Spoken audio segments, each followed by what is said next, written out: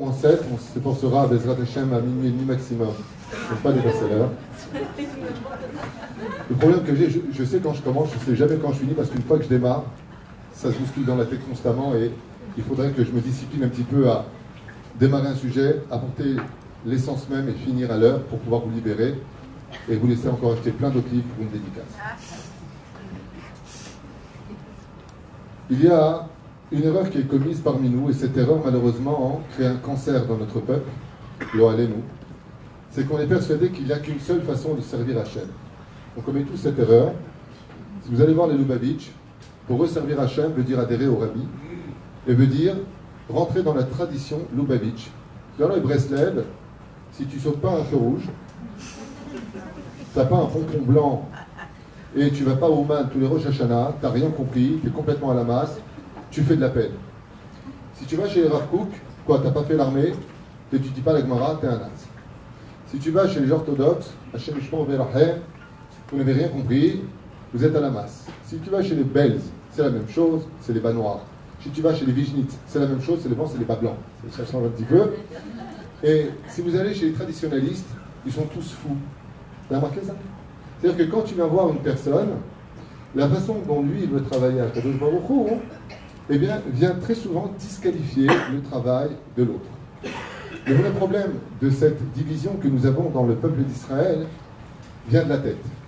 Je n'ai pas honte ni peur de le dire, c'est la tête. Ça veut dire que on a un très gros problème et un dilemme, sans faire d'accusation. Mais quand dans les yeshivot, nos chers et tendres rabbinim de toutes tendances confondues enseignent la hardout, eh bien, malheureusement, peut-être de façon, et je le dis les Kafsrouk, de façon totalement inconsciente, mais la hardout vient très souvent ne comprendre chez eux que celui qui lui ressemble. Par exemple, dans une yeshiva, dont je ne citerai pas le nom, puisque j'y ai étudié et donc je vais avoir de la reconnaissance, des élèves sont partis étudier chez le Rav Barkat à Jérusalem, qui est Lubavitch. Ils ont été renvoyés le lendemain. Dougma, alors que le dernier shiur, c'était la hardout dans le peuple d'Israël. C'est pas une blague. Il y a un autre élève qui s'est fait virer parce qu'il a rentré un livre de Rabbi Nachman de Breslev dans une yeshiva Bnei Brak lituanienne. Alors, on va renvoyer le mec, ainsi de suite. Mais ça, sachez une chose, c'est dans toutes les yeshivot. Je les ai toutes faites pratiquement, c'est partout. J'ai pas fait Vijnit, j'ai pas fait Belz, je reconnais. Mais j'ai étudié avec eux. Alors, dans toutes les yeshivot, cette situation de parler de la hardout est remplie d'hypocrisie. Ce qui fait que si le shoresh, si la tête de l'enseignement, elle est mauvaise, eh bien automatiquement, les élèves, donc ça s'appelle klisheni, qui vont transmettre dehors dans la rue à klish-klishi, vont faire des différences dans nos regards, dans notre façon d'être, dans notre façon de parler, de penser, ce qui fait qu'on va créer une division. Alors je voudrais partager avec vous ce soir une étude approfondie grâce au Rabbi Lubavitch, aussi à Rabbi Nachman bien entendu, on va citer le Rav Kook, le Marat de Prague, pour comprendre un peu plus sincèrement, qu'est-ce que ça veut dire prendre des chemins différents pour un seul but? Eh bien, d'abord et avant tout, ce qu'il faut retenir, c'est qu'il est totalement légitime, il est même recommandé pour une personne de croire et d'être persuadé que son Rav c'est le Mashiach, c'est une Gemara Meforachet. Chaque Talmid a l'obligation de penser que son Rav vaut un Mashiach. Mais là, par contre, où c'est strictement interdit, c'est de l'imposer à l'autre. Je ne sais pas si vous comprenez ce que je veux dire. C'est-à-dire que tu crois que Rabbi Nachman, que le Rabbi, que le Rav Kook, que qui tu veux, Rav Vadia Yosef, Alem Shalom, ce que tu as ou le Rav Andra Eliaou, ouais, c'est le Mashiach, Zasrut Shalcha. Mais de venir l'imposer dans la tête des autres, non seulement c'est pas une mitzvah, mais tu fais une avéra en plus. Pourquoi? Parce que tu l'empêches lui de vivre son judaïsme. Alors comprenez que dans une armée c'est magnifique, mais une armée c'est pas un corps d'armée. Une armée, c'est une armée de l'air, donc il y a les parachutistes qui se prennent pour des cracks, c'est des Rambo violents. Et puis tu as les Marines. Alors les Marines, on peut pas dire Marines en français, ça veut dire kick. The Marines, it's gonna find, you know, tu rentres dans le bar, tu pousses les autres, et on est des Marines, on est habillés en blanc. Nous sommes les anges de la mort. Nous sommes ceux qui bombarderont sur nos bombardiers et sur l'océan. Et chacun est persuadé que c'est le meilleur. Alors tu as ceux qui sont dans les tanks, le petit toast qui va avec. Ouais. Et puis tu as l'artillerie, puis tu as les commandos d'élite, et puis tu as Rambo, et puis tu as Balboa, et puis tu as qui tu veux, j'en sais rien. Il y a une tonne de Zorro qui vont se débarquer comme ça, et puis tu as même les Darkais. Dans l'armée, les Darkais, c'est les infirmiers. Ils n'ont pas d'armes. Eux, ils ont une petite valise, petit pansement, et puis dès que quelqu'un lève la main, face de shalom, parce qu'il tombe, Dans tous les pays du monde entier, on lève la main et un infirmier vient risquer sa vie pour soigner une personne, et c'est leur tafkid. Quand ils se retrouvent au bar, chacun lève la main et dit à l'autre, c'est nous les meilleurs. C'est notre général le meilleur. Excusez-moi un instant. Juste un instant. Voilà. Voilà.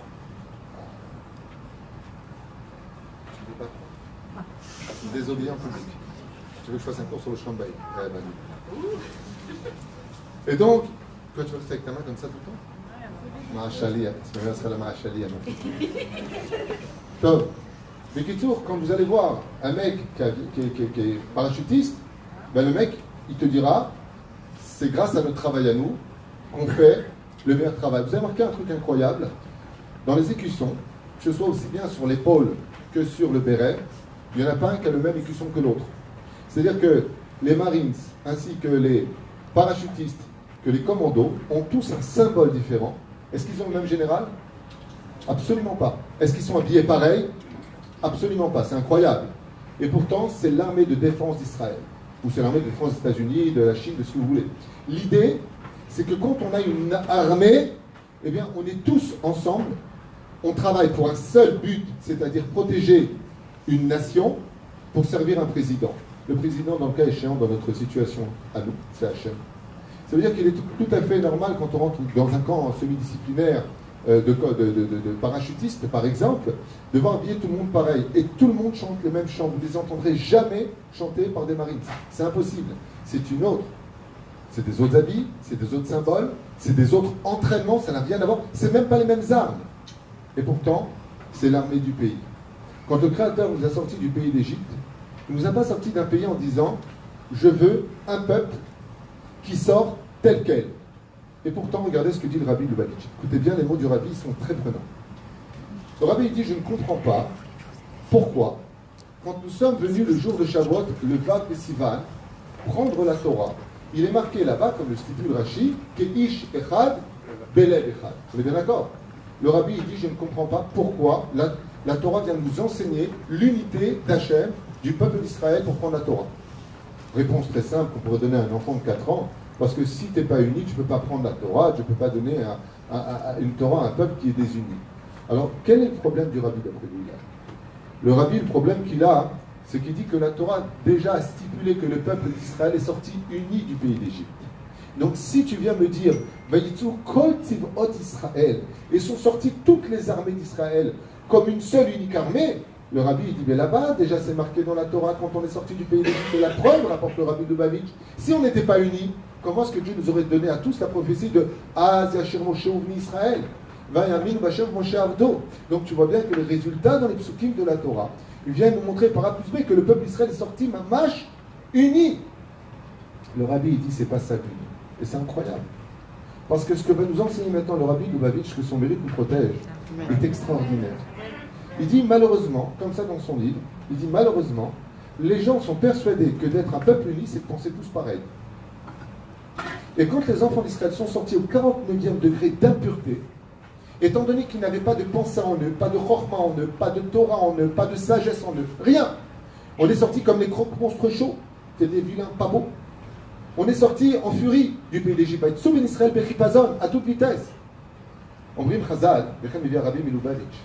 Cette direction que nous avons eue, elle nous a apporté la bracha de la prophétie. On a chanté en l'honneur de Dieu. Mais la Torah n'ira pas plus loin que ça dans cette espèce d'union pour traverser la mer Rouge. Et pourquoi? Il dit parce que quand tu as le feu au derrière, tu as les Égyptiens qui sont juste derrière toi et qui te courent derrière. Et bien effectivement, sous la pression, tu ne peux être qu'uni. Vous avez vu? Vous avez deux voisines et deux voisins qui habitent sur le même palier. Ils ne disent pas shalom. Mais dès qu'il y a les sirènes qui retentissent dans la ville, qu'est-ce qui se passe? Karmaï, t'as vu, donne pas ton fils, t'as ça, attends, je prends des couches, attends, je... Makara, vous ne parlez pas à 2 secondes. Sous la pression, dit le Rabbi Lubavitch, on s'unit, mais ce n'est pas une réunion. C'est la pression qui nous a unis. Mais ça va beaucoup plus loin que ça, dit le Rabbi Lubavitch. Il dit, Grotaï Rabotaï, quand on est arrivé au Arsinaï, le 49e jour, on était guéris de l'Égypte. On est venu maintenant que Ishechad Belabechad. Et vous savez ce que ça veut dire? Ça veut dire que les tribus d'Israël ont pu enfin venir devant le Créateur du monde avec chacun sa pensée et chacun sa vision des choses de comment servir Hachem. Et là, Rachi a besoin d'intervenir, chose qu'il ne fera pas dans la sortie d'Égypte, en disant, hé, regarde le miracle, Makara, Keish Echad, Belev Echad. Un seul homme, un seul cœur. Il dit Pachout, la hardoute est demandée dans le ciel que quand on pense totalement différent de l'autre de comment servir Hachem. Et à partir du moment où je suis capable d'être un homme de Dieu, c'est-à-dire peu importe la tendance que je vais suivre ou adhérer, parce qu'elle me convient mieux, parce que je me sens mieux dans mon judaïsme, parce que je sens plus d'adhération à Hachem, parce que je vais étudier le Tanya ou le Likutei Moharan ou Orchot Tshuva du Rav Kook, ou peu importe quel livre je vais prendre dans mes bras, Orchot Tzadikim, peu importe. Si à partir du moment où je ressens une adhération qui va me donner de la joie de mieux servir Hachem, mais que de l'autre côté j'ai du respect pour l'autre, ça s'appelle, dit le Rabbi, Ish Echad Belev Echad. Et si vous regardez bien, nous avons tous une mitzvah le matin que nous pratiquons. Une mitzvah qui est extraordinaire. À un tel point que celui qui l'aimait, et celui qui n'aimait pas, dit la Gemara dans Masechet Shabbat, c'est la mise des tefilines. Vous avez remarqué que pour la tête, quand on met les tefilines de la tête, il n'y a que des mahlokot. Rashi n'est pas du tout d'accord avec Rabbi Nuta. Sur l'ordre, il déplace deux parchemins. Sans rentrer dans les détails, on n'est pas comme ça. Shimouche Rabba n'est pas d'accord avec la mesure de Rashi. C'est-à-dire que Shimouche Rabba est d'accord avec le seder de Rashi, mais Shimouche Rabba estime que les tefilines, pour qu'elles soient cachères, doivent faire 5 cm de largeur. Pour lui, sinon, c'est pas cachère. Dans le cas de Lubavitch, ils ont pris 5 cm de largeur, ils prennent la chita de Shimouche Rabba, et chita de Rashi. Aval, Macheken Ma'anien, il y en a d'autres. Pour la tête, il y a plein de tefilines à mettre toute la journée, si vous voulez. Il y a plein de machlokot de quel est le seder vis-à-vis des 4 bâtis, c'est-à-dire des 4 parchemins que nous avons à mettre ici. Ce qui est très choquant, c'est que quand par contre on viendrait mettre les tefilines du bras, il n'y a aucune mahloket. Ni sur la droite, ni sur la gauche, ni sur le parchemin. Combien de parchemins dans le bras? Un seul. Et que tu sois de n'importe quelle tendance, c'est les mêmes écritures, c'est le même texte, il n'y a pas de mahloket. Le Rabbi nous dit, tu sais pourquoi? Pour t'enseigner qu'au niveau de l'esprit, j'ai le droit de penser différemment de toi. J'ai le droit de penser que quand on monte en Israël, tout le monde doit faire l'armée, mais bien entendu d'être un charidi dans l'application de la halakha. J'ai le droit, dirait l'autre, de dire, moi je ne suis pas monté en Israël pour servir ce côté-là, ni pour construire le pied avec mes mains. Je suis venu, Kishitat, Rabbi Shimon Bar Yochai, il y a quand même des références, il faut se calmer. Et l'autre, il va lui dire, Mechila, Ani Kishitat, Rabbi Ishmael, dans la Gemara. Cette dispute, ce que nous vivons aujourd'hui dans les rues, ne date pas d'hier. On va recommencer depuis la création du monde dans le Talir, vous allez voir, c'est surprenant. Mais j'ai sur qui compter. Et c'est très curieux que certaines personnes, qui, comme je le dis des fois, quand j'ai des gens qui me critiquent le monde orthodoxe, je lui dis, dites-moi, vous avez connu Baba Saleh? Oui, bien sûr, j'ai été le voir en 1976. Ah, très bien. Vous avez été voir le rabbi? Oui, bien sûr, j'ai été voir. Vous avez été voir le rabbi David Abu Hatzra? Ouh, il m'a sauvé, mon fils. Vous savez que c'est tous des Haredim. Ça veut dire que, fais attention, en venant les alzels, en venant ne pas accepter l'autre, eh bien tes tefilines que tu mets tous les matins, ils sont tarifs. Ils ne sont pas cachers. Parce que j'ai le droit de penser, parce que j'ai des références comme tu en as. Tout comme toi, tu penses avoir raison. Alors moi, je peux avoir aussi raison. Vous savez quel est le pire ennemi, chers amis, du manque de hardout? Est-ce que vous êtes capable de me dire maintenant quel est le pire ennemi que nous avons en nous pour être un peuple uni? C'est un mot en hébreu. Non, non. Je vais vous le donner, comme ça on gagnera du temps. Le problème que nous avons, c'est que nous mélangeons l'intellect avec le regesh. Je répète. Je vais le traduire. Il y a l'intellect et il y a les sentiments du cœur.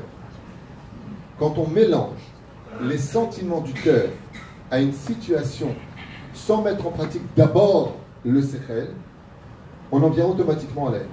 C'est pour ça que la Torah, matin et soir, vous dit le regesh, tu le calmes. Velo tatour. Ahare levakrem, vahare nechem. La majeure partie des gens aujourd'hui qui sont atteints psychologiquement sont des gens qui ont tout pris à cœur. Donc la sensibilité du cœur est tellement forte, les coups sont tellement violents au niveau du regesh, du sentiment, que l'intellect n'arrive plus à penser et ça se déséquilibre. Il faut faire l'équilibre entre le regesh et le sechel. Ce genre de shiur, par exemple, si je le fais à des gens qui ne pensent qu'avec leur cœur, c'est un shiur qui va directement à la poubelle. C'est impossible de faire un shiur sur la hardout, tel que moi je l'ai appris en tout cas dans mes livres ici présents, si on vient avec le regesh. Mais si on vient pour discuter, comme par exemple, il m'arrive souvent avec Midrash que les gens viennent me voir, de Rabbanim, et puis ils me disent ouais, je te yod, Avalim, patati, patata. Je dis très bien, c'est ta bonne échelle. Sur quoi tu te bases?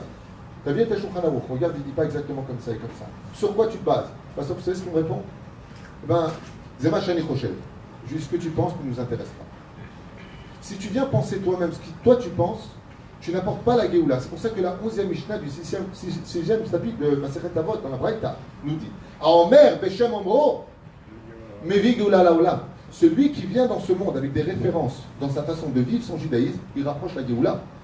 Mais si je commence à dire ce que je pense, et ce que tu penses, et ce qu'elle pense, et ce que lui pense, et l'autre il pense, on va finir avec des pansements. C'est évident, on va finir blessé. Parce que, qui t'a dit que tes pensées viennent de la citra des Gdusha? Peut-être qu'elles viennent des forces du mal, tu n'en sais rien.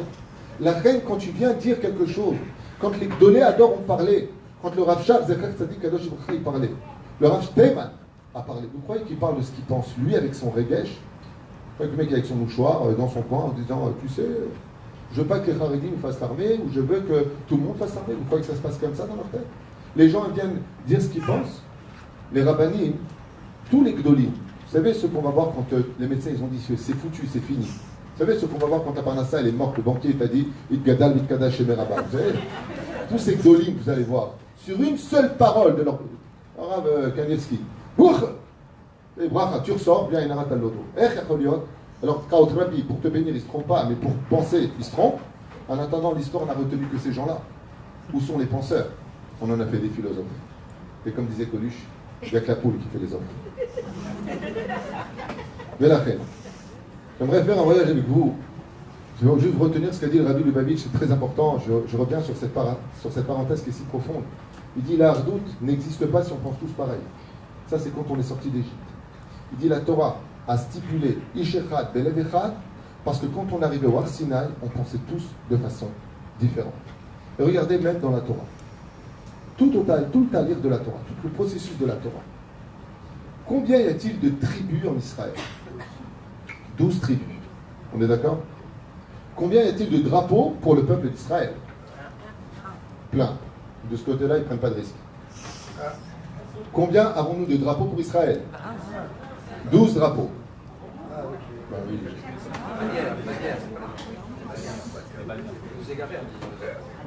Je vous ai égaré en disant les drapeaux, c'est des bannières. Donc, il n'y avait pas de drapeau, parce qu'il n'y avait que des bannières. C'est le terme qui tombe généralement. Un partout là-bas le centre. On est dans le flou. Appelez ça des bannières, appelez ça des drapeaux. Si avec des bannières, il n'y avait pas de drapeau, et si avec des drapeaux, il n'y avait pas de bannières.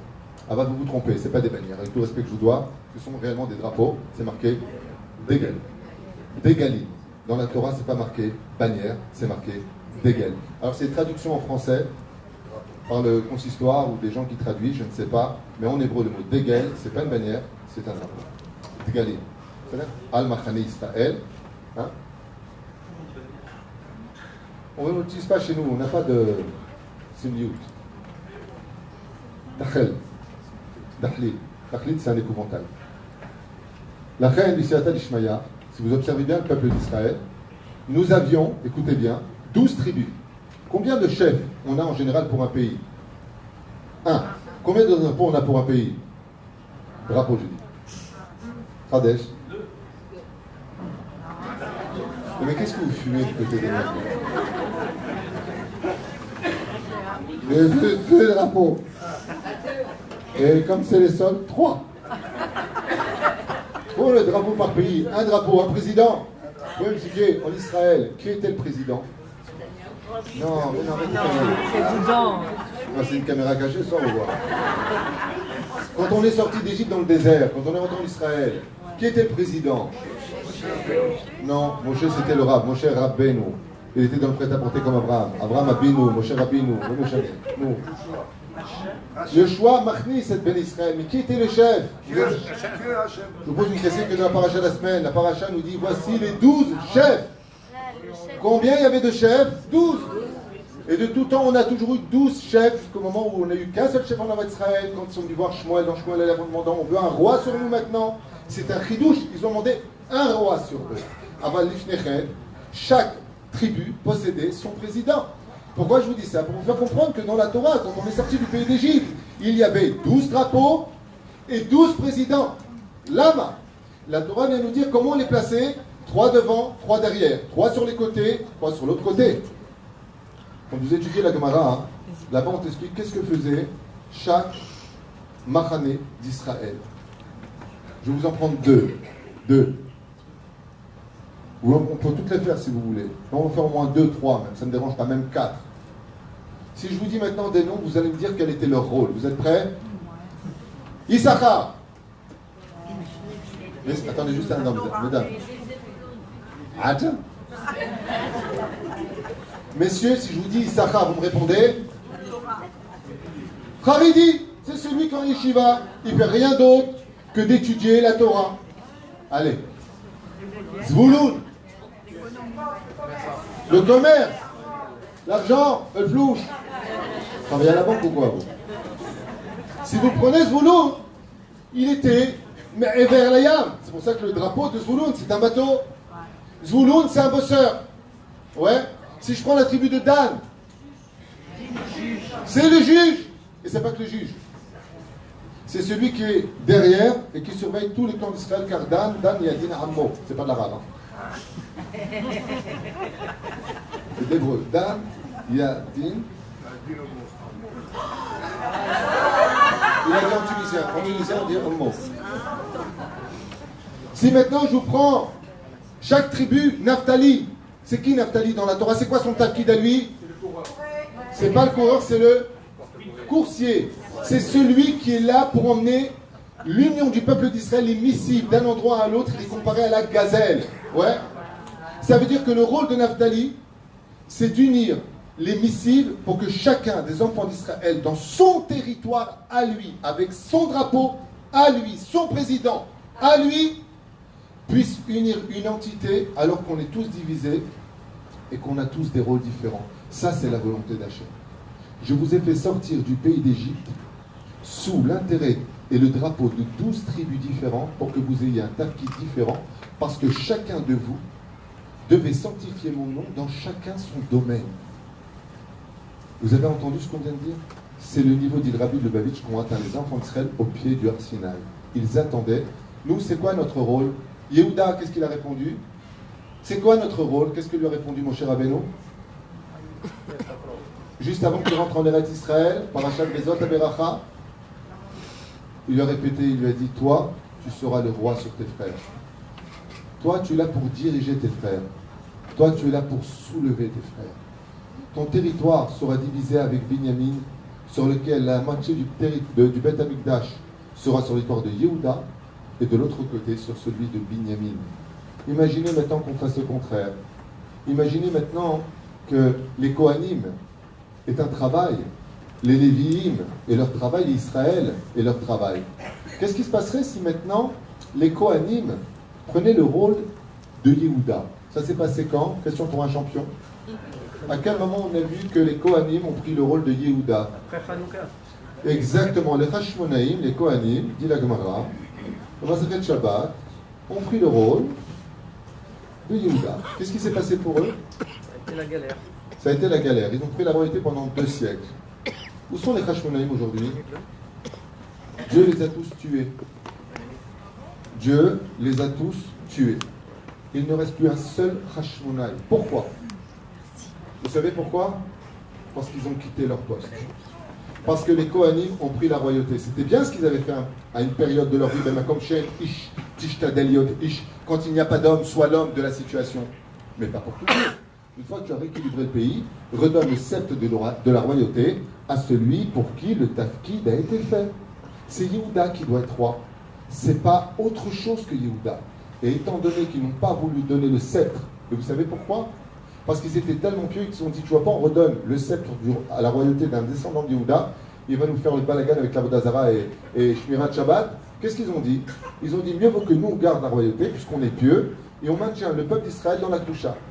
Dieu leur a dit, vous êtes rayés les mecs. Vous avez changé votre tafkid, alors que moi, le peuple que je veux, c'est un peuple où chacun remplit son rôle.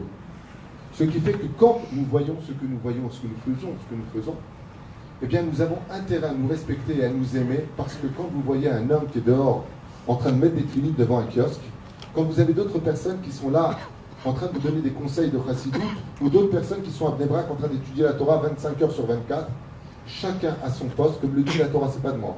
Moi qui simplement dans la Torah pour savoir la lire. Elef Lamaté. Dans Parashat Matot. Ouais. Qu'est-ce qu'il dit Rachid sur ça? Elef Lamaté. Rachid, qu'est-ce qu'il dit? Pas Rachid, de Saint-Denis. Hein. Rachid, la ville de Troyes. Qu'est-ce qu'il dit Rachid? Elef la Tzava, Elef la Limoudim. Comme ça dit Rachid sur place. Pendant que 1000 sortaient à l'armée, il y en avait 1000 qui allaient étudier pour les protéger. Agmara. Chaque fois que le roi David sortait en guerre, il ne partait pas en guerre jusqu'à voir que les yeshivot étaient pleines pour être certain que chaque soldat, s'il n'y avait pas de mérite pour lui, il y avait un homme qui étudierait la Torah pour lui. Et que le mérite de sa Torah, comme on est tous arrivim zélazé, tous garants les uns des autres, et bien que même s'il avait une petite faute, au moins le mérite de la Torah le protégerait. Mais quel était le secret du roi David? C'est extraordinaire. Celui qui était, écoutez bien, c'est très beau, Migmara Zava Zahab, qui vaut de l'or. Elle dit, celui qui était à la yeshiva, quand il voyait son frère partir à l'armée, Ayam Varechoto, il le bénissait. Hachem Imach Bechol Asher Tifne Taski Vetatzliach, que Dieu soit avec toi sur tous tes chemins. Je prierai pour toi, ne t'inquiète pas. Rambam il dit, au nom de la Torah, et qui ne partaient pas à l'armée, ceux dont le cœur était un peu fragile, ceux qui avaient peur. Ça veut dire quoi? Ils avaient des avérotes. Ça veut dire dans le sens absolu du Talmud. Celui qui était Tzadik Gamour, il allait à l'armée. Celui qui était Benoni, il allait en yeshiva. Dans le langage du Talmud. Seuls les tzadikim allaient à l'armée à l'époque du roi David. Okay? Mais ce qu'il y avait d'extraordinaire, la morale qu'on a à retenir de ça, c'est que ceux qui partaient à l'armée, ils bénissaient celui qui allait à l'yeshiva. Shmi Mordechai ben Susan, Dougma, ok? Achorim Lecha, il disait David ben Eliaou. Titpalel alay, Ani Trabel et Farkouzim. Et ils s'embrassaient. Ça donnait de la réussite. On a reconquis tous nos territoires. Et si Chaz Shalom, ceux qui sont à l'armée traitent ceux qui étudient la Torah de parasites. Et ceux qui sont en train d'étudier la Torah voient dans Tzahal, Chaz Shalom, des Rechaïm. Alors il est évident que ce trou, ce halal, ce vide qui va se créer, va donner beaucoup de place aux Arabes pour nous diviser. Mais si Chaz Shalom, Bezrat Hashem, j'espère en tout cas, on faisait tchouva sur cette Nekuda-là, eh bien, il est évident qu'aujourd'hui, on n'aurait pas besoin de tous ces désagréments et qu'ensemble, on aurait compris un tafkid très important qu'on aurait joué ensemble, celui de chacun son poste, chacun son rôle, chacun son travail. Mais ce travail doit être un travail d'équipe. Alors très brièvement, j'aimerais vous donner 4 raisons pour lesquelles on a intérêt à suivre. La première, c'est qu'on veut tous le shalom, on veut tous la santé, on veut tous la parnassa. Tous les matins, vous le dites, avant Alenu le Shabeach, Hashem mevarech ta'amo, quand? La shalom. Quand il y a le shalom bémet dans nos cœurs, et j'aimerais vous dire quelque chose d'encore beaucoup plus fort. J'espère que vous allez retenir cet enseignement de Rabbi Nachman de Breslev, Rabbeinu, qui dit comme ça: Dieu déteste ceux qui trouvent des défauts dans son peuple, et il ne recherche que ceux qui trouvent du mérite dans son peuple. Rabbeinu finit en disant que Dougmat, Rabbi Yitzhak de Berditchev, à l'exemple de Rabbi Yitzhak de Berditchev, duquel j'ai entendu, mais vers la pargode, duquel j'ai entendu au-delà du rideau dans le ciel, que Dieu l'appelait dans le ciel, comment? Béni, mon fils. Comment est-ce qu'il appelait Rabbi Yitzhak de Berditchev à Kadosh Baruch Hu? Mon fils. Pourquoi? Parce que Rabbi Yitzhak de Berditchev n'a jamais vu de défaut dans aucune bâte Israël, aucun enfant d'Israël. Jamais. Il trouvait que du mérite à trouver à ces gens-là. Je me rappelle une fois, c'est un Sénégor. Une fois, je marchais avec ma femme.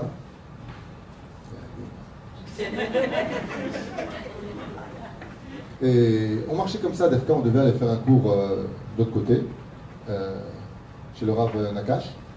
Et puis, c'était un matin d'été, très chaud. Et à Natania, comme ailleurs, des fois, les filles, elles n'ont pas d'argent. Donc, elles ne s'habillent pas beaucoup. Elles sont très pauvres. Elles trouvent un bout de tissu, elles mettent ça à l'épaule. Elles font des économies. Ou alors, elles ont trop chaud. Je ne sais pas, il y a un truc qui ne va pas en tout cas. Et ma femme, en passant, m'a dit, ça fait de la peine de voir ça. Tu vois, des notes Israël comme ça qui marchaient très dénudées. Et j'ai dit à ma femme à ce moment-là, lève tes yeux au-dessus de ce que tu vois et mets-toi dans la tête qu'il y a 55 ans, sur cette place du Kikar ici à Netanya, il n'y avait personne. Il n'y avait pas de peuple. Il y a un peuple qui est revenu sur sa terre, c'est la première chose à voir. Maintenant qu'on est à sa place, en terre d'Israël, alors on peut commencer à remettre de l'ordre. Alors il y aura des rabbinim comme le Rav Gobert, que Dieu le bénisse. Le Rav Dechem, le Rav Ben Chitrit, ils seront nombreux, ils viendront. Bonitrazek, avec une phrase, avec un mot, avec une éducation positive à la maison, au lieu de constamment trouver des défauts chez les uns et les autres. Avec de l'amour pour se rapprocher des Dvar Torah qui ne saoulent pas le mec.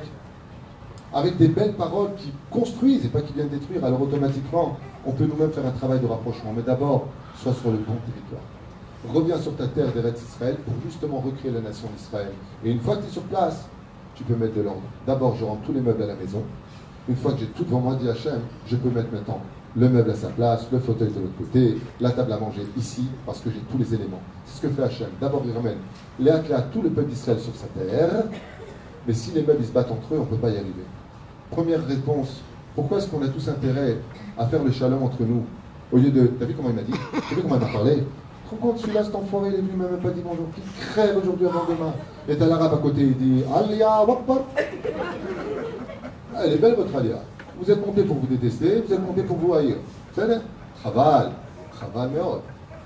Première raison, vous avez tout à gagner, et on a tout à gagner, si Be'ezrat Hashem, on accepte de penser que l'autre aussi, il assure qui comptait. Je ne parle pas de réformistes, je ne parle pas de libéraux. Vous voyez que eux, ils ne comptent pas sur aucune source thoraïque. Je parle de gens qui servent à leur façon le Créateur du monde avec des sources thoraïques. C'est-à-dire que ce soit clair. La deuxième chose, c'est que le Ben Israël, Marana Ben Israël, Rabbi Yosef Chaim nous dit, quand une personne partira de ce monde, il aura des comptes à rendre sur les 613 mitzvot de la Torah. C'est pas possible. Moi, je ne suis pas Cohen, je ne suis pas Lévi, je suis tunisien. Enfin, je suis tunisien. Mes parents l'étaient, moi je suis hébreu. Je suis né à Lutèce, en Gaule.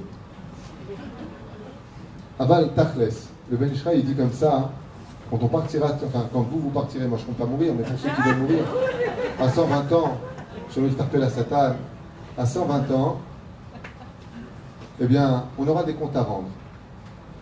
Et Dieu nous dira, donne-moi les 613 mitzvot de la Torah. Et qu'est-ce qu'on va lui répondre? Mais Hachem, Mechila, Mikvodo, je n'ai pas vécu en Israël. Même si j'étais en Israël, je ne suis pas Cohen, je ne suis pas Lévi. Le Ben Ishraï, il dit, Zénon Achon. Si tu as été capable d'aimer chaque juif dans ta vie, toutes les mitzvot qu'il a fait, comme tu l'as aimé, tu te relis à la nation d'Israël, à la Neshama de Shema Israël, dans le sol. Et toutes les mitzvot qu'il a fait ont le droit de t'accompagner à toi aussi. Écoutez bien, c'est une Nora Dayon que vous allez entendre. Dans le Chalek Gimel de Chovot Alevavot, ou dans le Sefer du Chafetz Chaim, la Shonara, d'accord? Il croque la Shonara. Quel est le salaire de celui, d'après vous, quelle est la punition plutôt de celui qui dit du mal de l'autre? Vous savez c'est quoi? Alors, c'est incroyable, écoutez bien. Voilà, il a dit le moustachu. Toutes les mitzvot, maintenant regardez. Celui-là, il dit du mal de l'autre. Ou alors, comme on peut l'entendre dans certaines bouches comme ça, Wally a dit, moi, il n'a pas grossi, celui-là, je crois qu'il est malade. Il doit être malade de peau. Tu as entendu qu'il était mourant? Skin, combien il a d'enfants? Le mec, il va très bien, ils sont déjà en train d'enterrer vivant, ça veut dire. Il va très bien, le mec, il juste prend un peu de poids parce qu'il y a beaucoup de barmizotes ces derniers temps. Ça y est, ils l'ont condamné, Gadal Mitkadash, chez Meraba. Là, le mec, il est mort. Et il fait très attention, la Shonara, Habibi. Toutes les mitzvot que tu as fait dans ta vie, toutes les mitzvot, pas chez lui, toute la Averot. Le mec, il a trompé sa femme, Zera Levatala, c'est un voleur. Quand tu meurs, dit le Chafetz Chaim. Dans Chovot Alevavot, il y a d'autres références à cela dans le Talmud, mais pas dans le Talmud lui-même, dans les commentateurs. Ma'avirin alav kol zchuyotav v'mekabed kol avonotav. Vous entendez ce que je viens de dire? On va poser la question à Chafetz Chaim, on lui a dit que Vodarav, c'est pas juste. Pourquoi le mec, imaginez une femme, elle dit du mal d'une autre femme, ouais, et toutes les mitzvot, l'autre elle était sans kisouille, quand elle arrive dans le monde d'en haut, on lui dit Zech, après Papa Salé, Mama Salé. Elle est belle. Elle dit allez, Chanel, Mama Salé. Il dit tu as vécu tant d'années avec le kisouille? Moi? Oui, tous les jours la tzedaka, 16 télim par jour. Hein? Vous buvez ici la bouha ou quoi? Comment? Il dit, Habibi, tu vois la femme religieuse qui avait le kissou, qui a fait du lachanara sur toi, toutes les mitzvot qu'elle a fait dans sa vie, elle pas chez toi. Et toi, toute la vérote qu'elle a fait, tu vas les payer. C'est toi qui descends le café qu'elle a, c'est toi qui te réincarne, c'est toi qui crève la bouche ouverte et puis en éventail la totale. Là-bas! On a posé la question au Chavetz Chaim quand il a écrit ça, dans la ville de Radin, où ils étaient de grands donateurs. Ouais. On a posé la question au Chavetz Chaim, on lui dit, Vodara, pourquoi? Tu te rends compte? Tu te rends compte que le mec, il dit un mot sur l'autre, il perd tout! Solder le mec, et toute la vérote pour lui. Il dit, le Chavetz Chaim, c'est normal. Parce que, je t'explique, quand une personne, elle est capable de dire que du bien de l'autre, de ne pas voir son défaut et de le relever, quand il partira de ce monde, il ne part pas qu'avec ses mitzvot. Il part avec les mitzvot de tout le peuple d'Israël. Ah, mida keneged, mida lobatla. Mesure pour mesure ne s'annule pas, c'est un enseignement du Ben Ishraï. Il dit, quand on a été capable d'aimer le peuple d'Israël, on monte avec les mitzvot de Kohanim, Lévi, Israël, Lama, qui ishechad, l'Evechad. J'étais capable de t'aimer, j'étais capable de te prendre. C'est pour cela que dans la Torah, si vous vérifiez bien, quelle est la première lettre de la Torah? Et la dernière? Lamed. C'est la lettre du mot? Lève. C'est-à-dire que la Torah, c'est un cœur, lève. Elle commence par le bet, elle finit par le lamed. Et qu'est-ce qui se passe dans mon Sefer Torah, dans mon Sefer Abrit? À ce qui paraît, dans la tradition juive, il y aurait 600 000 âmes. Je ne parle pas des étincelles. Ouais. 600 000 âmes qui correspondraient à ce qui paraît aux 600 000 lettres du Sefer Torah. Question pour un champion. Quel est le din al-pi Torah s'il me manque une seule lettre dans le Sefer Torah? Une seule. Mais je ne comprends pas. Pourquoi? C'est pas juste. C'est pas important que le vav y soit ou soit pas mis, le aleph il y est ou le resh. Allez, je vais faire plus que ça. S'il y a un défaut dans la lettre et qu'on amène un enfant de 5 ans et que cette lettre-là, on ne sait pas si c'est un resh ou un chav. Quel est le din du Sefer Torah? Il n'est pas soul. Maintenant, il y a toutes les lettres. Écoutez bien. Écoutez bien. Les halachot que nous avons, ce n'est pas que les halachot pour les sofrim ou pour le rab de la synagogue. C'est des enseignements pour tout le cas d'Israël. Mon Sefer Torah est complet. J'ai juste une lettre. Elle a un défaut. Pour savoir si elle est lisible ou pas, la halakha nous demande de prendre un enfant qui sait à peine lire les lettres. On lui dit, qu'est-ce que tu vois comme lettre? S'il voit que c'est un resh, et que c'est un resh, ou kacher. S'il est un peu trop long, il dit, c'est chav. Tu prends un autre enfant qui dit c'est chav, il n'est pas sourd. Vous savez pourquoi on dit ça? Les chachamim nous disent, kalva chomer de kalva chomer. Si chaque neshama juif, c'est une lettre du Sefer Torah, et qu'on lui trouve un défaut qu'on n'est pas capable de réparer, eh bien c'est tout le peuple d'Israël qui est pas sourd. Tout comme le Sefer Torah il devient pas sourd à cause d'une lettre, elle est là la lettre. Bien. Il dit là, ça ne marche pas. Lama, il dit parce qu'on n'a pas été capable de la distinguer. On n'a pas été capable de voir la Kedusha qui était en lui. On n'a pas été capable de relever le niveau qui était en lui. Alors regardez bien. Ça c'était le 2e degré du Ben Ishraï. Hein? C'est beau. Oui. Il a un Kleenex. J'aimerais continuer sur ce Kivoun pour vous parler de la Hardout. Le 3e degré qu'enseignent les Mekoubalim, c'est que dans chaque peuple d'Israël, chaque Neshama juive, comme le disait d'ailleurs encore une fois de plus le Rabbi, qui s'est rajouté ses initiales, Chelek Eloka Mima'al Mamash. Vraiment. Menachem Medel Shmertzon. Mamash. Le Rabbi, il nous dit comme ça, hein, que dans chaque âme juive, il y a une partie d'Hachem. Et que le tikkun du nom d'Hachem se trouve dans l'unité du peuple d'Israël. Dans la Kabbale, c'est expliqué de façon élogieuse. Magnifique. Le Yud-Ke Vav-Ke est séparé. Le Yud-Ke est séparé du Vav-Ke. Plus nous allons faire de mitzvot par amour pour le peuple d'Israël, et plus nous allons rapprocher les lettres éloignées par le serpent dans la faute originelle. C'est-à-dire, je m'explique, Yud, Ke, Be, Vav, Ke sont séparés. Ki yad al Kessia, Milchama, Be'amalek, Midor, Dor, dit la Torah. C'est-à-dire, en chaque côté. Kitzitzala, Milchama, Slicha. Mais la reine, quand maintenant je vais faire une mitzvah, si je suis capable de faire cette mitzvah au nom de tout Israël, et voyons ce que ça donne. Le Harizal nous a interdit de prier le matin si on n'est pas capable de s'aimer les uns les autres. Vous savez ça? Vous savez ça? Varen Mikabel Atini et d'ailleurs, Kol Yehudi, Bachar Odi, Kenafshi Odi. Voici que je prends sur moi d'aimer chaque juif comme je m'aime moi-même. Si tu n'es pas capable de le dire, ta prière ne monte pas, dit le Harizal. Vous avez remarqué qu'il y a deux personnes quand ils font des mitzvot, c'est les seuls à qui on dit psh, Sharkoa. Le mec qui descend, on lui dit psh, Hazak. Vous avez remarqué ça? Le mec qui met Tfilin, tu vas lui dire Hazak. Il met une Tzedaka, tu lui mets Hazak. Pour quel mitzvot tout le monde se lève et fait psh, Hazak. Le Sefer Torah et Birkat Kohanim. Et la Birkat Kohanim. Lama. Pourquoi le Sefer Torah, vous avez compris pourquoi? Parce que quand il monte à la Torah, en faisant la bracha sur la réunification des lettres, il réunit le peuple d'Israël. Je comprends. Mais le Kohen, pourquoi? Parce que comment il finit la bracha, le Kohen? Monsieur Kohen, comment on fait la bracha? La bracha d'Israël Be'ahava. Alpi Alakha, qu'est-ce qui se passerait, monsieur Kohen, à Yakar, si dans le Tzibour, maintenant, tu viens faire Birkat Kohanim, tu t'habilles comme un fantôme, comme ça, tu sais, un drap sur toi, la histoire. Oh. Et où je sors ou j'y sors? Il a fait meurtre. Mais tu te trompes dans la halakha. Qu'est-ce qui se passerait si dans le Tzibour, Shmuel Cohen ici présent? C'est pas possible, moi je peux pas. Non, prends-toi un exemple. Il y a un autre Cohen ici? Voilà, il est là-bas. Ah, un autre Cohen là-bas. Je connais de Ranana. Imaginez maintenant qu'il monte sur la Teva pour vous bénir. Mais il y a une tronche, il n'aime pas. Pourquoi? Il est moche, il n'aime pas. Est-ce qu'il a le droit, le halakha, de monter et de faire la balakha? Non. Assour. Il va vers. Étant donné qu'il est capable de monter et de dire sur le nom d'Hachem, Baruch Ata Hachem Elokeinu Melech Haolam, pour finir, Mevarech et Hamo Israël Be'ahava, qu'il est capable d'aimer chaque juif qui est dans la Beth Knesset, il mérite que tout le monde vienne le voir en disant Psh, Charkor, extraordinaire. Pourquoi? Parce que les Kohanim, ils ont cette force extraordinaire d'être capables d'aimer. C'est pour ça qu'ils sont les représentants entre l'homme et le créateur du monde.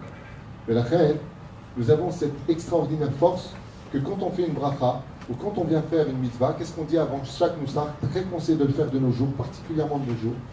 Leshem yechud kucha belechu ushkinte bithelu hemu dhelu, dans l'amour, dans la crainte, dans l'amour. Leyahad Hashem yudke bevavke, d'être capable de réunir le yudke vavke Beshem Kol Israël. Beshem Kol Israël. Voilà, dans le moussar de Leshem yechud kucha belechu, quand vous voulez faire une mitzvah, l'allumage des bougies, le pain, recevoir la belle-mère, toutes les mitzvot que vous allez faire. Ezrat Hashem. Ouais. La mise des tefilin, quoi que vous fassiez, les shem et kucha, vous allez voir que tout le tikkun de la bracha, c'est d'être capable de le dire pour réunir le nom divin, quoi? D'avoir nifla. Au nom d'Hachem, Beshem Kol Israël. Ce qui fait que, comme le dit le Ben Ishraï, quand maintenant je vais faire une mitzvah de mise des tefilin, si je dis les shem, yahud, kucha, belechu, quand je mets mes tefilin, à qui elle appartient cette mitzvah? Beshem Kol Israël. Comme ça disait Chachamim. Non seulement en étant capable d'aimer chaque juif, de me rapprocher de lui, même s'il pense différemment de moi, et au contraire, toute la richesse de l'Ardout, c'est ce qu'on appelle les opposés complémentaires. Heureusement que tu es là, parce que si moi, en tant que Marines, je veux arriver sur le rivage, il faut que l'aviation, elle vienne bombarder avant mes ennemis. Donc, il y a chacun de nous un rôle à jouer pour préparer la place à l'autre. Zéperoucha d'abord. On voit les conséquences du problème de Hava. Hein? On les voit concrètement, les conséquences du manque de Hava. Et alors? Au jour le jour, on les voit concrètement. Mais c'est un problème, mais le vrai problème, il vient d'où? Le vrai problème, je veux dire d'où il vient. D'abord, pour être capable d'aimer, il faut comprendre comment fonctionne un juif. Un juif, vous savez pourquoi on a été choisi parmi tous les peuples? Je te donne un exemple, Shmuel. Imagine que maintenant, en Chine, Bouddha apparaisse dans le ciel, comme ça, malgré son poids, il est là. Et il flotte dans les airs avec ses grandes oreilles de Dumbo. Et il leur dit, les mecs, j'ai tout essayé comme régime, même du camp, ça marche pas. Qu'est-ce qui va se passer? On prend des photos, tu sais, avec les selfies là, à 2 francs, là, toute la journée comme ça, et on filme Bouddha qui dit Bouddha, Bouddha, Bouddha, Bouddha. D'accord? Imagine ce qui se passe.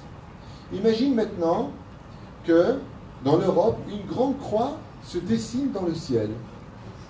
Et l'autre qui dit comme ça, je suis saint clou. Parce que même les clous sont saints chez nous.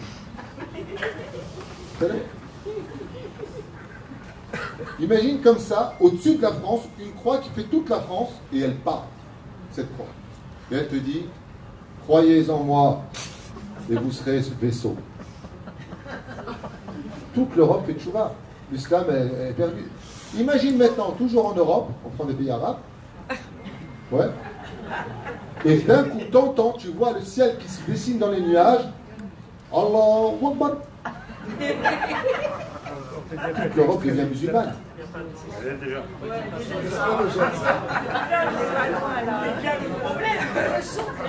Imaginez que ça se passe au pôle Nord. Même les Esquimaux font. Nous, on est tous dans le désert. Je vous explique. Nous, on est tous dans le désert. Ça va.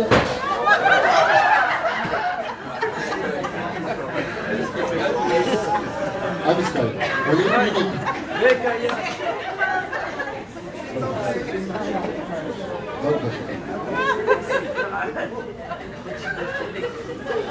Il y a, on est dans le désert. Dieu nous donne la nuée style masgal. Elle est belle ou pas? La manne qui tombe du ciel. Tout ce que tu manges, ça prend le goût. Tu veux des calottes complexes, ça te donne les calottes et le lait. C'est-à-dire, elle est belle ou pas? On arrive au Arsinaï. Dieu ouvre les 7 cieux.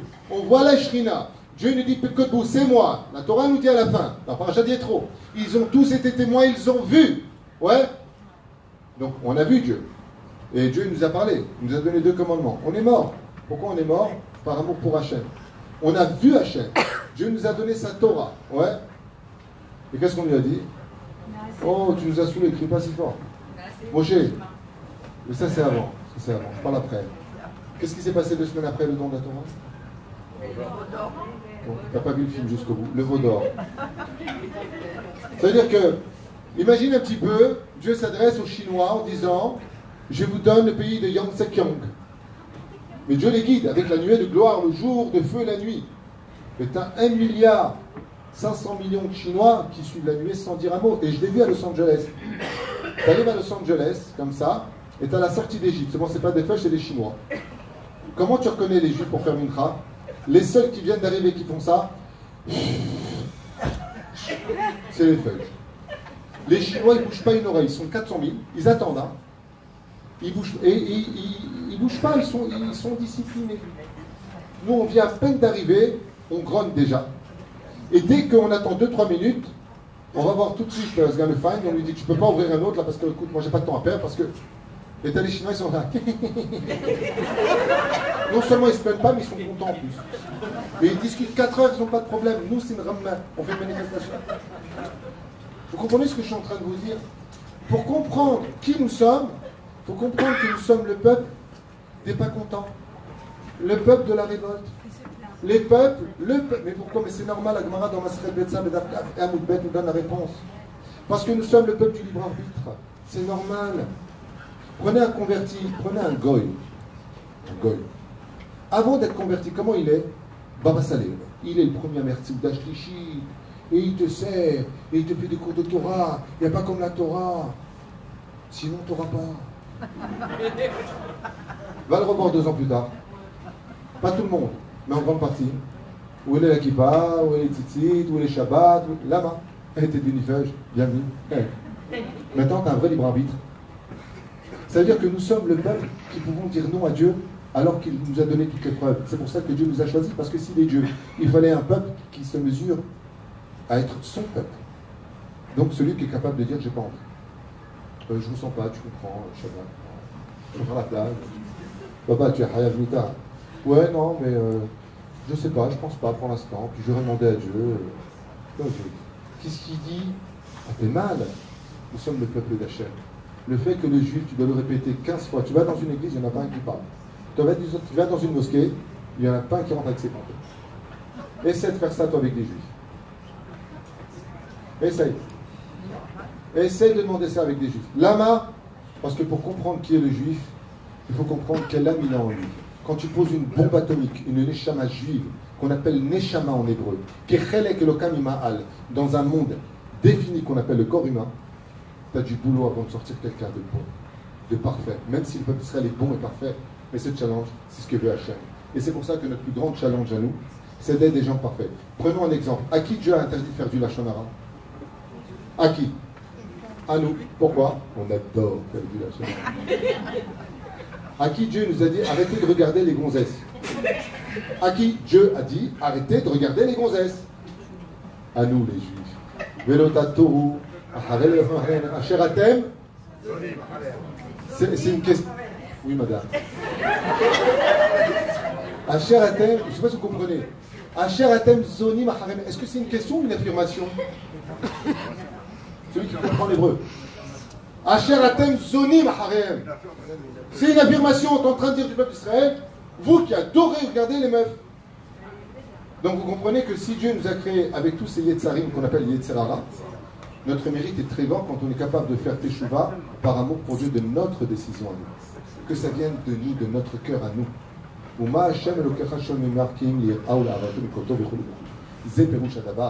laquelle le Créateur du monde nous demande un challenge qui est très dur pour nous, très dur pour nous.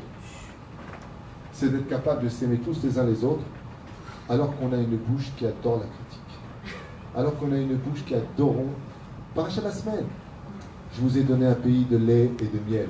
Ah bon? Il est épais ton pays, tu sais. Regardez les raisins.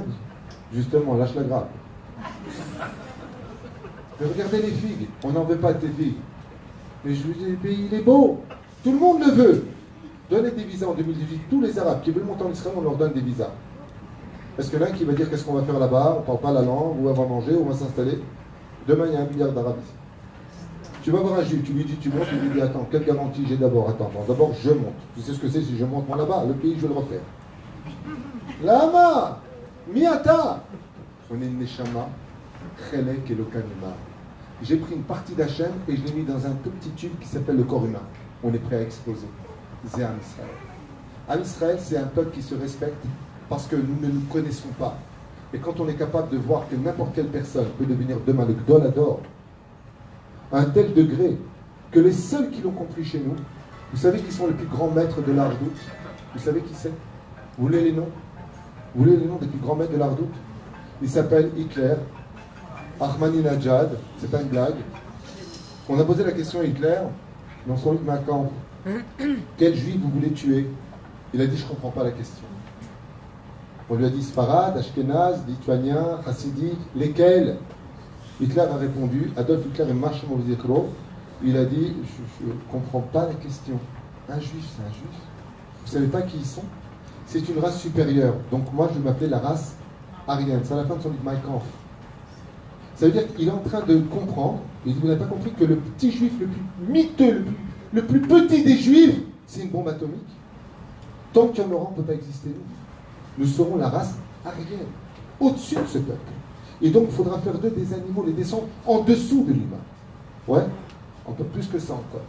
Ils ont posé la question à Ahmadinejad, à l'époque où il était président de l'Iran. Quand vous voulez envoyer la bombe atomique en Israël, vous voulez l'envoyer à Tel Aviv ou à Bnei Brak? Il leur a dit là où il y a des juifs. Ça a été enregistré dans une émission en Iran. Il a dit là où il y a des juifs. Il leur a dit les religieux ou les chilonim. Il s'est retourné, il est parti. Il leur a dit de loin là où il y a des juifs. C'est-à-dire que les seuls qui ont compris qu'un juif, qu'il soit religieux ou pas, qu'il soit lituanien ou qu'il soit chassidique, qu'il ait fait l'armée ou qu'il soit en yeshiva, les seuls qui comprennent la valeur du juif, c'est les goïms. Nous, on n'est pas capables.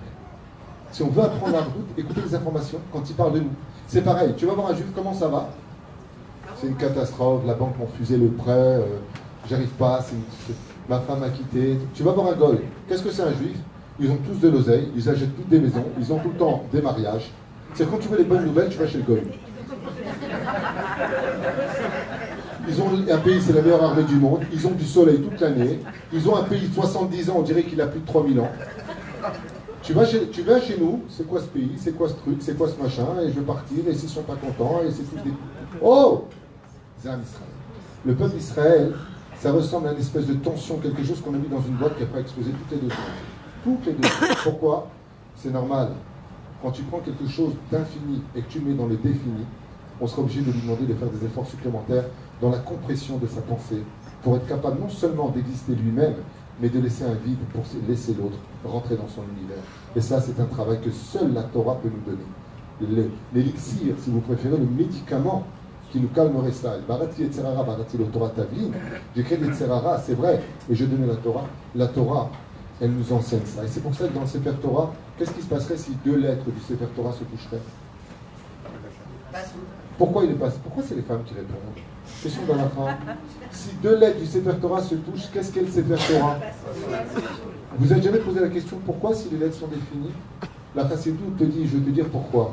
Parce que si deux lettres se touchent, c'est qu'elle n'a pas laissé un blanc entre eux pour être capable de laisser l'autre venir vers lui. Je ne suis pas capable de te donner l'existence. Je viens t'envahir. Je viens te dire que c'est moi qui ai raison. Je viens te pourrir ta vie. Chaque lettre dans le Sefer Torah est écrite de façon séparée pour t'enseigner que chaque juif dans son univers est une lettre qui a le droit d'exister. Ce qui fait que si je te tue avec ma parole, si je te tue avec ma pensée, que je n'ai pas compris qu'on est tous ici pour faire un rôle, alors on est perdu. J'aimerais vous raconter une anecdote personnelle, je peux? Avec plaisir. On a parlé des chassidim, on a parlé de l'armée, on n'a pas parlé des chilonis. Il y a quelques temps de ça, je suis parti me faire opérer. Je dis à ma femme, viens, on va à l'hôtel. Elle m'a dit, non, on n'a pas le temps. Viens, on va à l'hôtel, pas le temps. Un peu de vacances. Donc, je suis parti à l'hôpital. Il y a un lit, ils font le ménage pour toi, ils te servent avec un plateau, c'est une jaune. Donc, j'ai une hernie. Donc, comme j'adore le tennis, ils m'ont mis une réchette. Et j'arrive comme ça à l'hôpital. C'était bien cette histoire. J'arrive à l'hôpital avec mon fils et ma femme. Et je vois un mec qui vient chaud, c'est Yul Brunner, mais rasé à la lame bien comme il faut, tous les Isurim d'Oraïta, les Hamisha plus 2. Un Kriloni, Ilan, Bémet, ça m'a fait peur. Il vient me voir, il me dit no, Twito, comment tu l'as, je sais plus. Je lui ai dit, vous êtes qui d'abord? Il m'a dit, je suis le chirurgien qui va vous opérer. Je lui ai dit, vous avez fait une étilate? Avant de me toucher, vous avez une étilate? Il m'a dit, Mazé. Je lui ai dit, rien. Mais c'est pas ça le pire. C'est qu'il y a un autre mec qui vient. Quand je l'ai vu, j'ai fait comme ça. Alors, allez, le mec qui vient, je te promets, il doit peser 30 kilos. Il est tout maigre, c'est un squelette avec de la peau, une natte jusqu'en bas, des sandales sans chaussettes, quelques petits champignons quand même. Assez crade. Assez crade. Mais non, mais le pire, c'est que c'est vrai. Il vient me voir et le pire, c'est les ongles. Il est maigre, il a un nez maigre, il a des ongles longs. Et il me regarde, il me dit, Twitou? Je lui dis, non. Et là, j'ai dit non. Il m'a dit, Malo. J'ai dit, si. J'ai dit, qui vous? Il m'a dit, je suis l'anesthésiste. Vu son état, je n'ai pas posé la question l'étilate. Je lui ai serré la main, je suis parti faire l'étilate. Et il me dit comme ça, il me rentre dans la salle d'opération. Et je les vois tous les deux, je dis, il n'y a personne d'autre que nous trois. Il me dit, quelle maman, t'as de rire? Je lui dis, rien. Il y a des caméras, il y a quelque chose. Bref, c'est pas une blague, hein, ce que je vous raconte. Bekitour, il me rentre une aiguille dans le bras. Je lui dis, toi, tu dois connaître les aiguilles. Hein. Et il me dit comme ça, en plus, allez, compte de 9 à 0. Et moi, dès qu'on met au défi, j'adore. Je lui dis, alors là, 90, 89. À 88, je ne sais plus où j'étais. Le plus marrant de l'histoire, c'est que quand je me suis... le Kadaret au Sheshout, quand je me suis réveillé,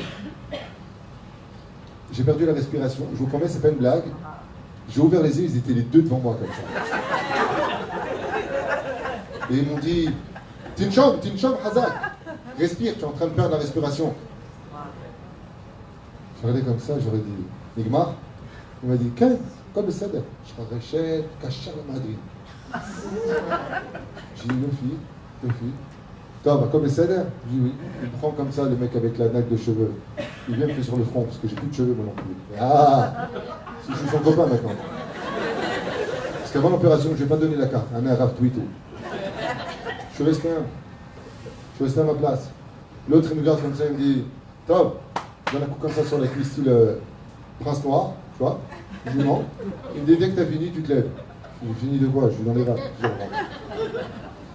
Vous ne savez pas combien je bénis ces gens-là. Ils m'ont fait un travail, j'avais de grandes douleurs, je suis Khazan, toutes les fêtes depuis des années. Rosh Hashanah, Kippour, Shofar, Shiur de Torah, je fais tout sur place. J'ai des personnes qui m'aident. Avec cette hernie, en plein Amida, l'Amida est très longue, en général je ne m'assois pas à Kippour, j'étais dans des douleurs incroyables. Ils m'ont fait un travail et je les ai remerciés de tout mon cœur. Je leur ai dit, c'est quand même bizarre. Vous avez fait 12 ans d'université, c'est ce qu'ils m'ont dit. Vous avez étudié dans un monde chiloni et vous venez de sauver la vie à quelqu'un qui, grâce à votre métier, pourra demain aller faire des cours de Torah. Et j'aurais dit comme ça, en se levant la main, même vous, vous avez une grande place dans le peuple d'Israël. Merci. Merci de m'avoir guéri. Imaginez que je prenne 2 Bachouri Yeshivot. Ils ont tous fait Netilat. Mais je crois qu'ils m'auraient mis la réchette sur le ventre.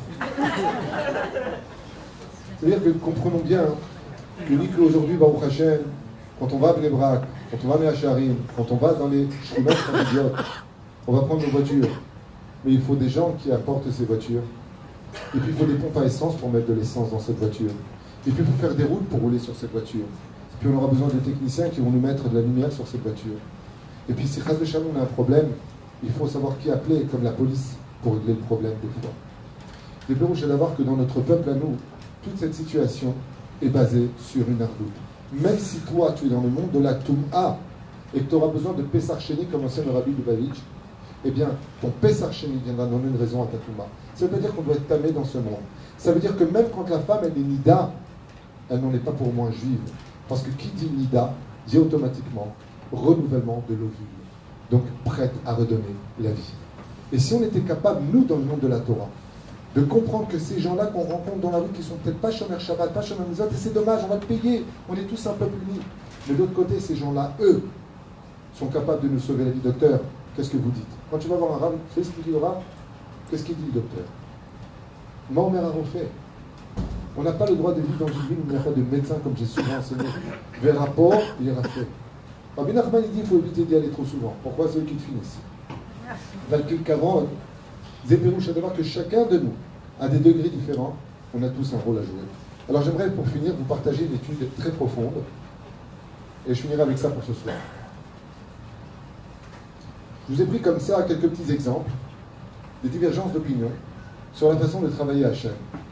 La première fois, on a vu une marloquette sur comment servir Hachem. Ça a été la marloquette entre Ève et le serpent. Le serpent a dit à Ève, ainsi qu'à Adam Arishon, votre façon de servir Hachem ne sert à rien. Vous avez été créé parfait, vous êtes dans le Gan Eden, mangez de l'interdit de l'arbre de la connaissance du bien et du mal. Ainsi donc, vos yeux s'écarqueront, et vous serez vous-même comme des dieux.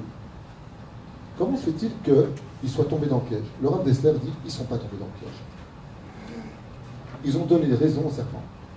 En disant, si nous avons été créés gratuits, dans un monde de paradis absolu, en quoi est notre mérite? Nous continuons donc à manger du pain de l'homme. Ce n'est pas intéressant. Donc il mange et il tombe. Akadosh Baruch Hu vient voir Adam. Et il lui dit, Adonai, pourquoi te caches-tu? C'est donc que tu sais que tu es nu. Il lui répond oui. Il lui dit donc tu as mangé de l'arbre de la connaissance du bien et du mal. Il lui dit c'est la femme, Kézer Kenelo, que tu m'as donné qui m'a donné. Il lui dit ingrat. Pourquoi il ne fait pas de chouva? Parce qu'Adam Arishon est persuadé d'avoir raison dans sa façon de servir Hachem. Pour lui, servir Hachem, c'est d'être capable de descendre au plus bas pour devenir le meilleur. Ça veut dire je suis né dans une situation où, à Yeka, de là où je suis, peu importe, mes parents sont religieux, ils ne sont pas religieux, ils m'ont donné, ils ne m'ont pas donné. Peu importe mes problèmes psychologiques, je veux me soigner et te servir. C'est ce que dit le Rav Dessler sur Adam Arishon. J'avance, Caïn et Evel. Vous allez voir maintenant, tous les combats n'ont rien à voir avec le pshat de la Torah. Caïn dit que lui, on doit servir Hachem où? Dans la matérialité. Evel dit qu'on doit servir Hachem dans la spiritualité. Il l'a tué, dégage. Va servir à Dieu dans ta façon de travailler Hachem. Abraham et toutes les nations du monde.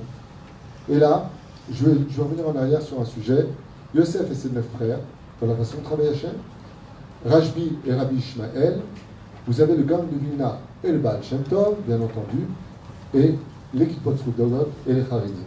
Et sur ce matin, j'aimerais revenir en arrière sur un livre extraordinaire qui a été écrit qui s'appelle Dabrot Eliyahu. Et là, ce que vous allez entendre, Bennett valait le déplacement pour ce soir, hormis mon livre, bien entendu. Le Maharam Shafiram Iloublim, un Gaon en Torah, explique quelque chose que vous devez tous entendre ce soir. Et il dit Yosef Hatzadik Niel, Vikuach Imaviv Yaakov. Yosef Hatzadik, je ne vous cache pas que, ayant vérifié le Zohar sur ça, le Maharam, il oublie ici, contredit les dires du Zohar. Le Zohar dit que c'est exactement la même chose, mais au sens contraire. Là, il ne dit pas comme ça. Et écoutez bien les versets. L'idée reste la même, seulement le personnage change. C'est pas important. Parce que l'idée reste toujours une idée d'exemple. Vous êtes prêts? Shaveh Zahar. Voilà ce qu'il dit. Yosef Hatzadik, ni El Vikouach, il m'a dit Yaakov. Yosef n'était pas du tout en accord avec son père sur la façon de servir Hachem.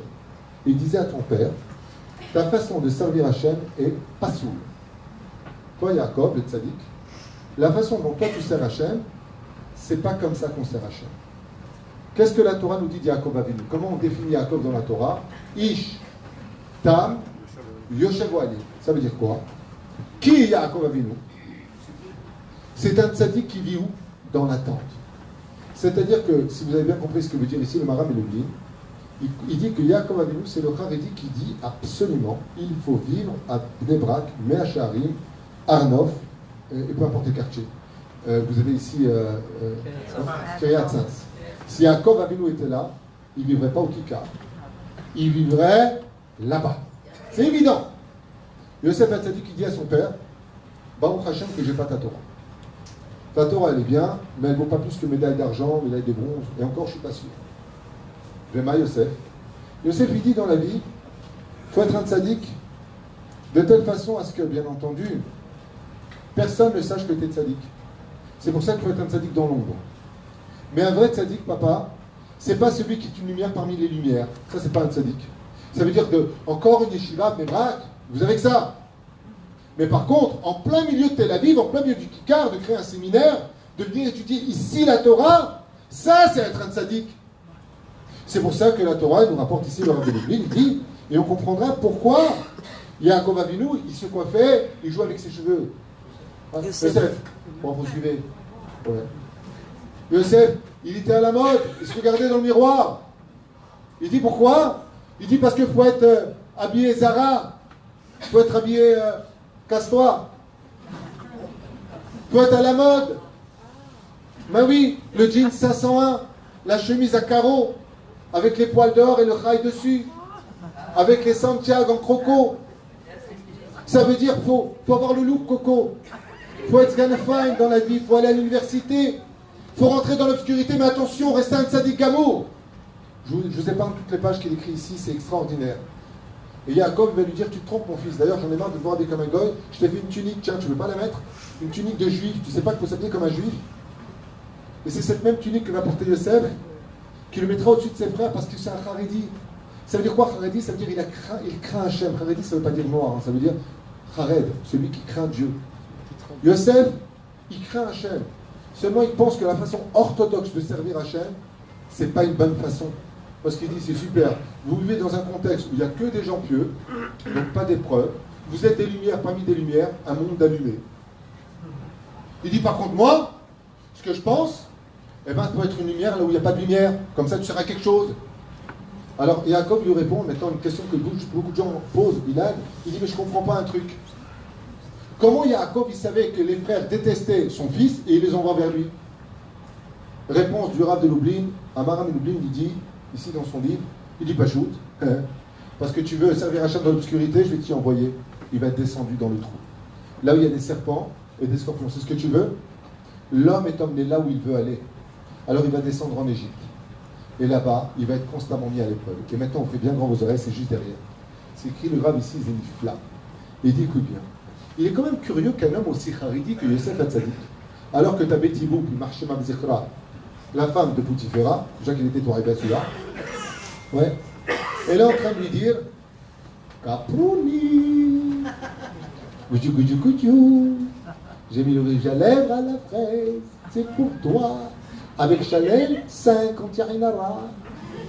Parce que j'ai vu dans les constellations que toi et moi, on va avoir un baby love, you know. Il ne la regarde pas. La grand-mère a dit tout le jour, elle changeait de robe. Et attention, c'était pas Khalikam Chouma. Hein. C'était Miss Monde, c'est pas. Et d'un coup, la Torah vient nous dire un truc de ouf. Qu'est-ce qu'elle vient nous dire la Torah? Et dans la maison, il n'y avait pas d'homme. Qu'est-ce que tu fais de Mitzvah Yichud? Assour! Qu'est-ce qu'il fait Yosef Hatzadik? Il rentre dans la chambre et lui dit, sans la regarder, alors, Shkadamel, suivez. Elle lui a dit, tu veux pas t'allonger sur le lit avec moi? Elle lui a dit, Bekef. Ici le Maram Loublim, il dit, Meforash. Yosef Hatzadik qui s'est allongé dans le lit et elle juste à côté. Pourquoi? Parce que Yosef Hatzadik voulait prouver à son père qu'on peut aller jusqu'au summum de la faute et de rester un tzaddik amour, sans la toucher et sans la regarder. Seulement elle n'était pas bête. Elle a dit, Zimanienne, un apotropous tarayot, aucun homme ne peut résister réellement aux femmes. Ni Rabbi Akiva, ni Rabbi Mirolanes, comme ça n'a Gemara. Ok. Mais comment toi tu fais? Elle a compris. Elle lui a dit, dis-moi, c'est quoi ces fils? Il lui a répondu, Item Oto, Srachtem, et Kol Mitzvot Hashem, Sitem, Etam. Elle lui a arraché son vêtement. Vous savez c'est quoi son vêtement, dit l'oral? Elle lui a arraché son tzitzit. Le tzitzit protège de la faute de la bouche. Qu'est-ce qu'il a fait, Yosef Hatzadik? Vayanos Minachayder. Pourquoi elle n'a pas récupéré? Vayanos Minachayder, mais écoutez bien. D'un coup intervient le Zohar et la Gemara.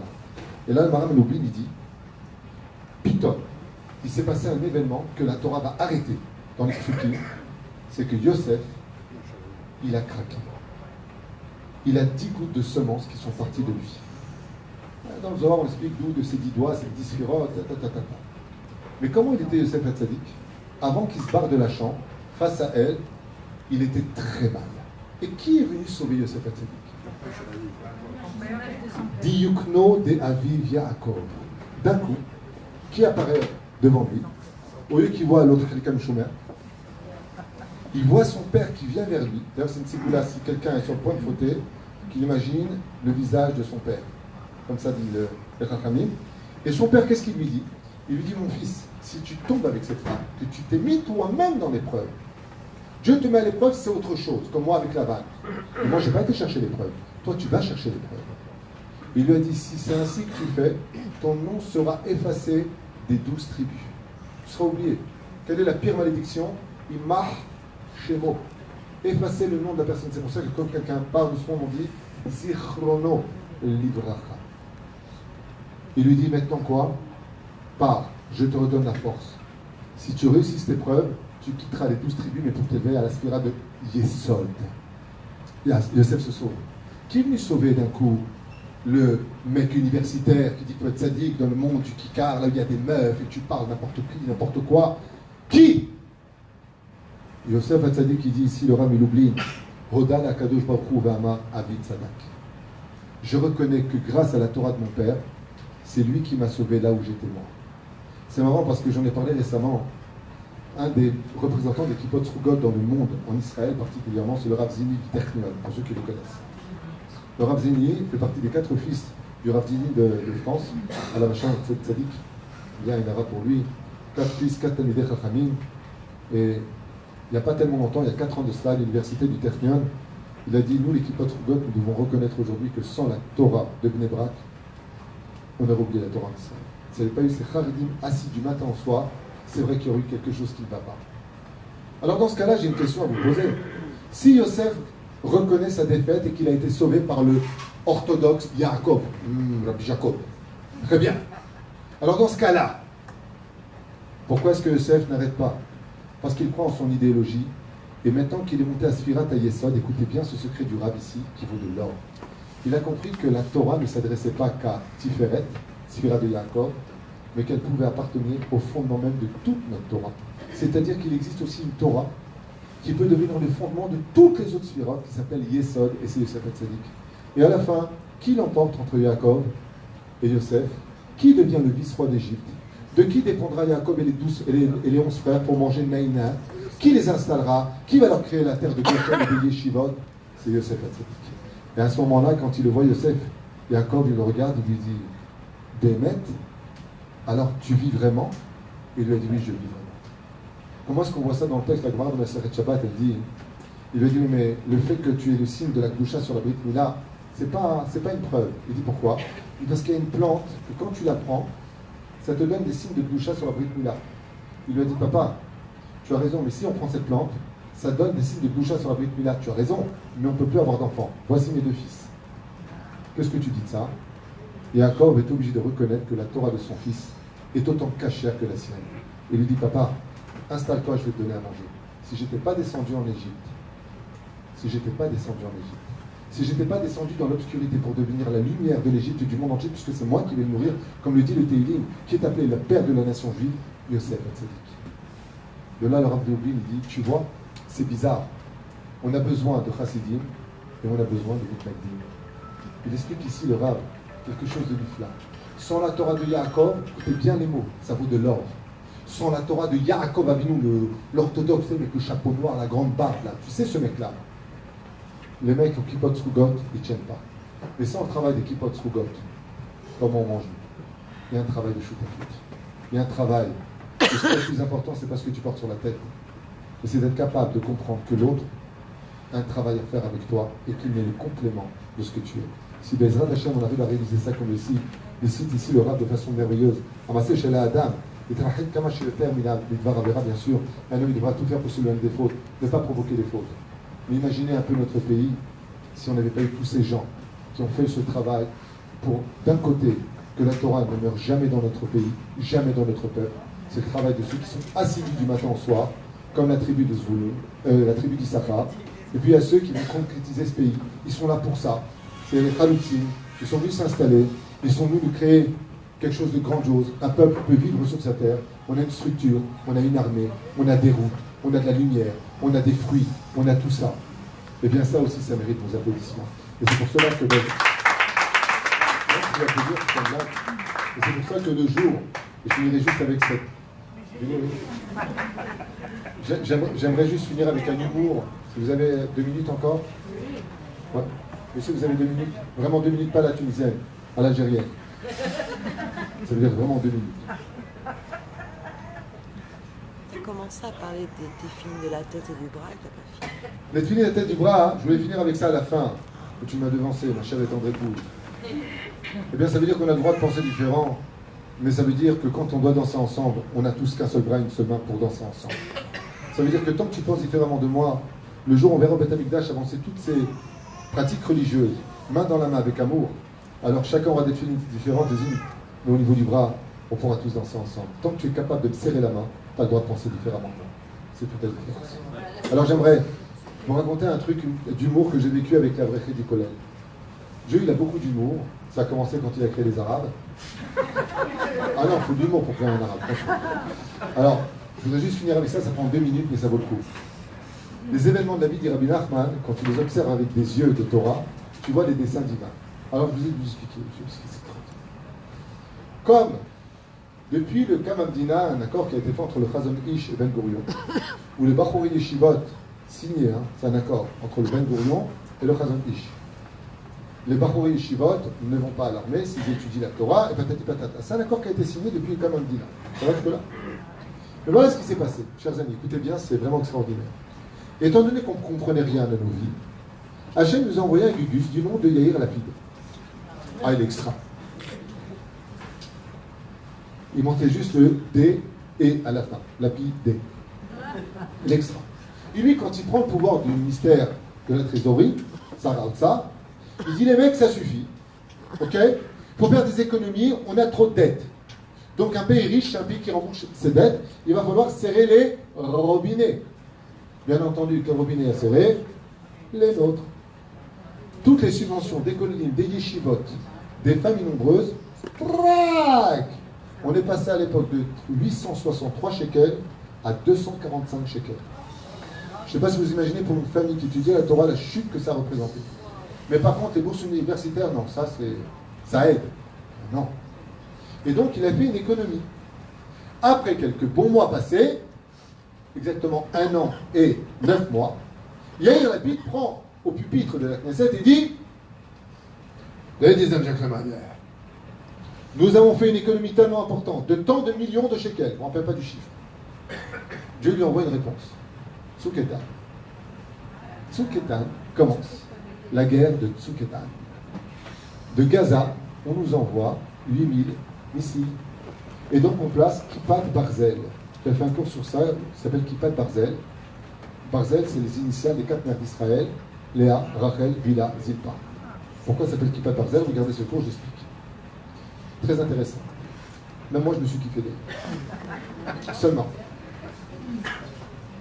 Il y a tellement besoin d'armes, tellement besoin. Tous les Chayalim sur le front, plus de 4800 Chayalim sont sur le front de Gaza, prêts à rentrer. Et ils demandent tous une chose. On veut tous des tzitzit katan. C'est pas une blague, vous regardez sur internet, vous le verrez. Tout le monde demande des katan, russes, éthiopiens, machin les jaunes, les noirs, les blancs, les verts, les oranges, tous. Mais c'est pas ça le plus marrant. C'est que Bibi Netanyahu, après la guerre, il dit nous avions fait une économie qui nous a exactement coûté.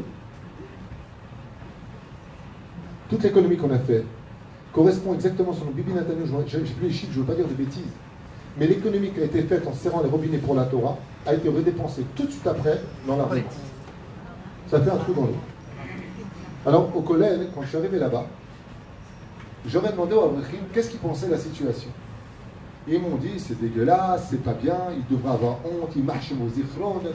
J'ai dit, mais je comprends pas un truc, Excusez-moi, j'ai une question à vous poser. Quand le facteur, il t'amène une lettre où tu dois payer quelque chose, tu lui mets une claque, tu lui dis, marchez-moi. C'est le facteur. Je comprends pas. Dieu, vous le voyez quand vous voulez, je dis aux collègues. Et quand vous ne voulez pas le voir, vous ne voyez pas. C'est pas la main d'Hachem. Oui, mais Hachem, il a utilisé le message. Je dis d'accord, mais le message. Alors ils m'ont dit, alors, Rav, tu peux expliquer nous le message. Je vais vous expliquer le message. Vous voyez, nous qui étudions la Torah, le yeshiva où il y a mes enfants, Baruch Hashem. On est deux à l'armée, dans le yeshiva. On n'a qu'à finir l'armée maintenant. Et j'ai une question, j'aurais dit comme ça. Depuis 1 an et 9 mois à peu près, votre milga du ministère d'Atot, c'est-à-dire du culte, vous a réduit de plus de 2 tiers, pratiquement, vos revenus. D'où vient l'argent du Misra d'Aotsa? Des contribuables. Ça veut dire que tout le pays, en payant leurs impôts, on prend une partie de cet argent qui va se permettre de vous servir. Ça veut dire que tout le peuple d'Israël soutient votre Torah. Est-ce qu'une fois vous vous en êtes rendu compte? Maintenant, vous vous rendez compte. Maintenant, vous commencez à réaliser que vous, dans votre étude, vous devez dire merci à tous les gens dehors, parce que tous ces gens-là vous soutiennent. Mais vous, de l'autre côté, qui critiquait constamment le monde de la Torah, qu'est-ce qu'il avait dit Bibi Netanyahu pour Tzuketan? Je demande, à l'époque, au Rav Ovadia Yosef, que toutes les yeshivot prient pour les Chayalim. D'un coup, il y a eu un éveil. Une fois qu'on a commencé à faire le shalom, non seulement ils ont remis le Misra d'Adatot, mais ils l'ont augmenté. Ils se sont rendus compte que ça ne servait à rien de faire des économies à la Knesset sur le dos de ceux qui étudient la Torah. Le monde Khiloni a reconnu la valeur de la Torah, et le monde de la Torah n'a pas eu d'autre choix que de reconnaître la valeur du peuple d'Israël, même ceux qui sont à Tel Aviv, Beersheba, Haïfa, peu importe, qui sont loin de la Torah. Je dis, maintenant que vous avez compris le message, c'est sûr et certain qu'ils vont remettre le Misra d'Adatot. 2 mois plus tard, hop, tout revient à son aise. Dieu a beaucoup d'humour. C'est ça la force d'Israël, c'est de comprendre que Bezrat Hashem, Tzadikim, Benunim, Vereshaim. Oui, il y a des gens qui sont rachats, mais ils font partie du Tzibour. Am Israël, Appa Ben Dibra Torah, Echad Racham, Echad Tam, Echad Racha, Echad Tam, Echad Shem Yodel Shon. Nous sommes 4 façons de penser, 4 façons de filer, mais nous sommes 12 tribus, c'est 12 façons de servir Hashem. Le jour où on aura compris, Bezrat Hashem, que nos doigts ne sont pas du tout à la même hauteur, mais qu'ensemble ils forment une harmonie parfaite, alors la paume pourra rentrer dans la main de l'autre et lui dire, même si tu es différent de moi, n'oublie pas que moi, je serai là pour toi. C'est ça, servir Hashem.